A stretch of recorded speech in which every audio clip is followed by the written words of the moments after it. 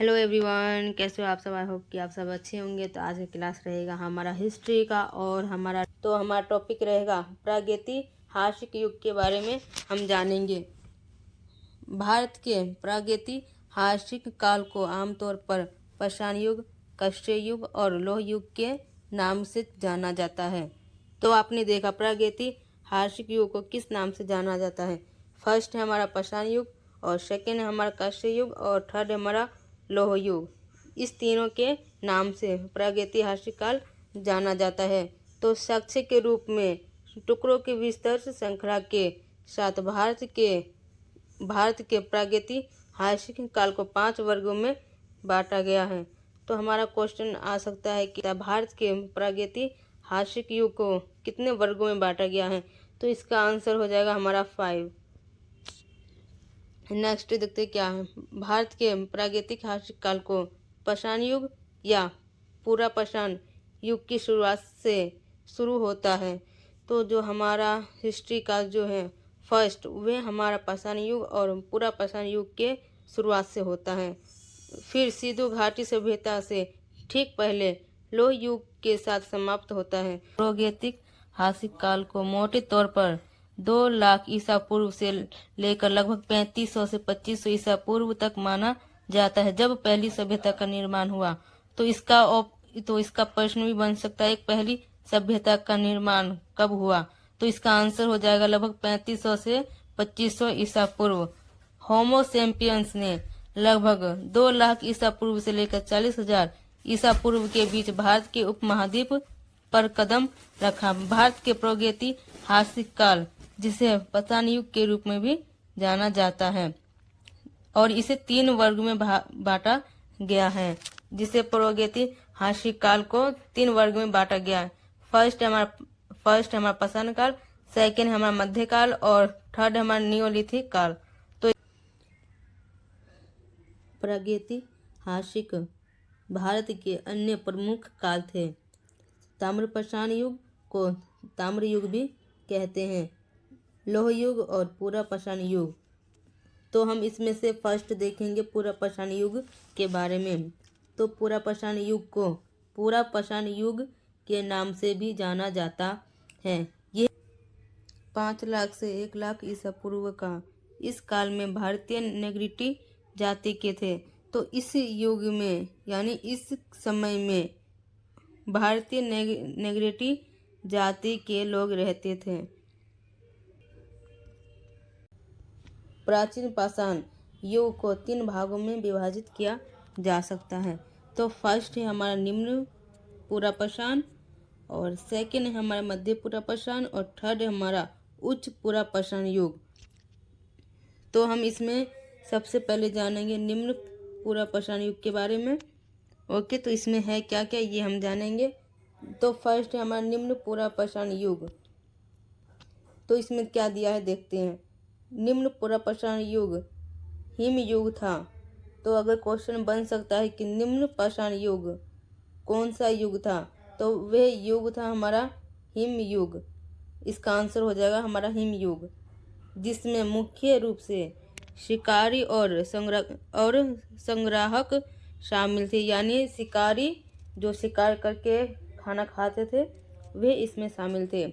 शिकार के लिए लोगों अपरिष्ट नक्शासीदार पत्थरों का इस्तेमाल करते थे। यानी निम्न पूरा पाषाण युग में व्यक्ति शिकार करके खाना खाते थे और पत्थरों का इस्तेमाल करके अपने लिए भोजन का इकट्ठा करते थे ताकि वे खाना खा सके। तो हमने इसमें जाना कि निम्न पाषाण युग काल क्या होता है। जाने वाले औजार की विशेषताएं बहुत खुरदरी थी और इस अवधि के अंत के साथ मनुष्य ने आग बनाना और उसका प्रयोग करना सीखा। यानी कि नवयुग पूरा पाषाण में व्यक्ति औजार की विशेषताएं के बारे में जानने लगे और आग बनाना सीखे। प्रमुख स्थल जहाँ पूरा पाषाण युग के साक्ष्य मिले हैं। तो पूरा पाषाण युग के साक्ष्य कहाँ मिले, इसका क्वेश्चन बन सकता है। तो इसका आंसर क्या होगा। बौरी में जो महाराष्ट्र में है और सोना घाटी जो पाकिस्तान में है, कश्मीर, गुजरात और सौराष्ट्र, यहाँ सब साक्ष्य मिले हैं। मध्य पाषाण युग।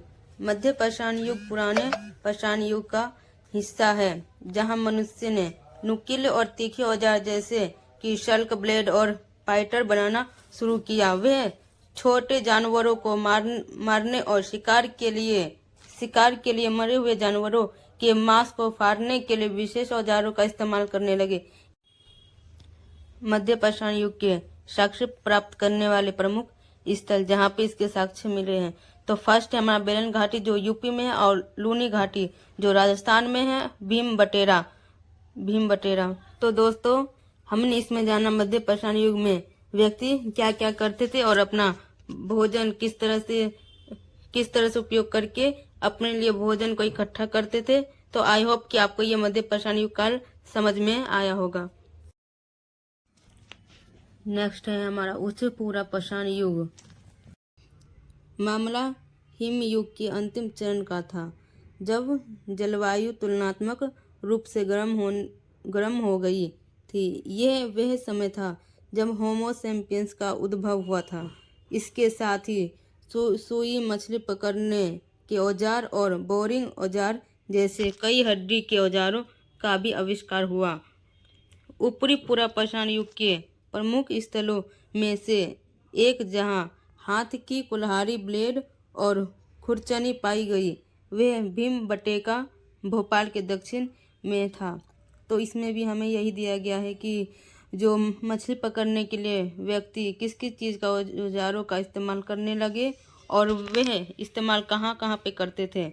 तो वे इस्तेमाल करते भीमबटेका पे, और भीमबटेका था भोपाल के दक्षिण में।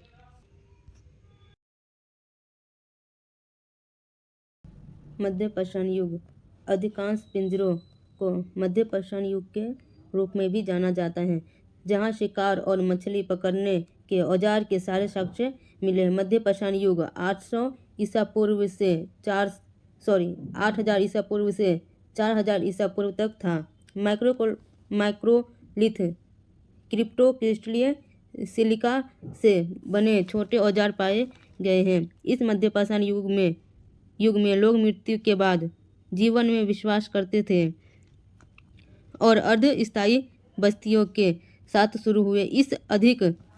इस अवधि के दौरान मनुष्य द्वारा पहने जाने वाले कपड़े जानवरों की खाल से बने होते थे। तो इसमें दिया गया है कि जो व्यक्ति किस तरह से औजारों का इस्तेमाल करते थे और मध्य पाषाण युग का ईसा पूर्व क्या था, और इसमें व्यक्ति अपने कपड़े के लिए जानवरों की खाल का इस्तेमाल करते थे। नव पाषाण युग, जिसे नया पाषाण युग भी कहा जाता है, कृषि और मिट्टी के बर्तनों के विकास का गवाह बना। यानी इस काल में मिट्टी और कृषि के बर्तन बनना शुरू हो गया। नव पाषाण युग 4000 ईसा पूर्व से 25 ईसा पूर्व तक था। तो इसमें क्वेश्चन बन सकता है कि नव पाषाण युग का काल क्या है। तो नव पाषाण युग का काल हो जाएगा 4000 से 2500 ईसा पूर्व। इसके साथ ही नए पाषाण युग ने लोगों द्वारा बनाए गए गोलाकार घरों के साथ सभ्यता की शुरुआत को चिन्हित किया। यानी इस नव पाषाण युग में लोग सभ्यता बनाने लगे, नगर, राज्य और घर भी बनाने लगे। तो नव पाषाण युग के प्रमुख स्थल जहां इसके साक्ष्य मिले हैं, मेहरगढ़ जो बलूचिस्तान यानी पाकिस्तान में है, और चिंताड़ जो बिहार में है। तो इस जगह पे नव पाषाण युग काल के बारे में जानकारी मिलती है। और जैसे कि हमने इसमें देखा, नव पाषाण युग काल में व्यक्ति को हर एक चीज़ की जानकारी होने लगी, घर भी बनाने लगे और कई औजारों का भी इस्तेमाल करने लगे। और इस काल में व्यक्ति कृषि और मिट्टी का भी बर्तन का प्रयोग करने लगे। ताम्र पाषाण युग, ताम्र पाषाण युग को ताम्र युग भी कहते हैं। ताम्र पाषाण युग को ताम्र युग भी कहते हैं क्योंकि इस काल में कांस्य और तांबे जैसी धातुओं का उपयोग किया जाता था। यह युग 1800 ईसा पूर्व से 2500 ईसा पूर्व तक था। तो इसमें क्वेश्चन बन सकता है कि ताम्र पाषाण युग का समय क्या है ईसा पूर्व। तो इसका आंसर हो जाएगा हमारा 1800 से 2500 ईसा पूर्व।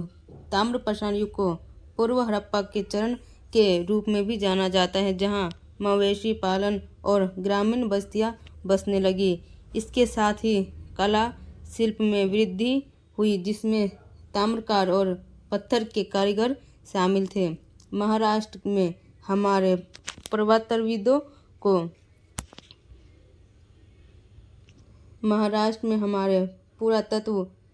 को दफन क्षेत्रों के साक्ष्य मिले हैं, जिसमें ताम्र युग में शिशु मृत्यु दर पर बहुत अधिक है। मिट्टी की देवी देवता की मूर्तियां और तांबे या हड्डियों से बने आभूषण भी पाए गए हैं। तो इसमें ताम्रपाषाण युग काल में व्यक्ति के बहुत सारे राज खुले हैं और इसमें देवी देवताओं के भी शिष्य मिले हैं और इसमें मवेशी पालन होने लगी और ग्रामीण बस्तियां भी बसने लगी और साथ में कला शिल्प यानी लिखने की कला और शिल्प कला में भी वृद्धि होने लगी। ताम्रपाषाण युग के प्रमुख स्थल अहार जो राजस्थान में है और गिलिंड जो राजस्थान में है, मालवा मध्य प्रदेश में, सोगंडा हाई नेवाडा और तो ये सारे साक्ष्य मिले हैं जहाँ पे ताम्रपाषाण युग के साक्ष्य मिले। तो ये सारे जगह हैं जहाँ पे इसके ज़्यादा से ज़्यादा साक्ष्य मिले हैं। लोह युग, तो इसमें हम जानेंगे कि लोह युग कैसे हुआ और इसका सन कब था। 19वीं सदी के लोह युग के कांस्य युग का अंत कर दिया। इस युग में हथियार बनाए गए। लोह युग 1500 से 600 ईसा पूर्व तक चला। तो इसका युग है, इसका क्वेश्चन बन सकता है लोह युग का ईसवी सन क्या है, तो इसका हो जाएगा 1500 से 600 ईसा पूर्व। लोह युग के आर्यों का आगमन हुआ और वैदिक काल के साथ साथ बौद्ध जैन धर्म का भी आगमन हुआ। तो लोह युग में वैदिक काल का आगमन हुआ और बुद्ध और जैन धर्म का भी आगमन हुआ। इसमें लोग बसने लगे अपने अपने धर्म के साथ। लोगों ने पुनः शहरीकृत सिंधु और गंगा घाटी सभ्यता को भी देखा, जो महाजनपदों के नाम से भी जाने वाली 16 सबसे बड़ी शक्तियों के बीच विभाजित थी। हमने इसमें देखा लोह युग के बारे में कितनी शक्तियों में विभाजित हुआ और इसमें किस किस धर्म के लोग रहने लगे और अपने शहरीकृत करने लगे। और इसमें जितने भी सारे टॉपिक मैंने कराई वो सारे ही इम्पोर्टेंट है, तो आप लोग इसे अच्छे से रट ले क्योंकि इसमें से एग्जाम में 100% आएगा। अगर मेरी वीडियो अच्छी लगे तो प्लीज़ लाइक और सब्सक्राइब जरूर करें। Thank you for watch.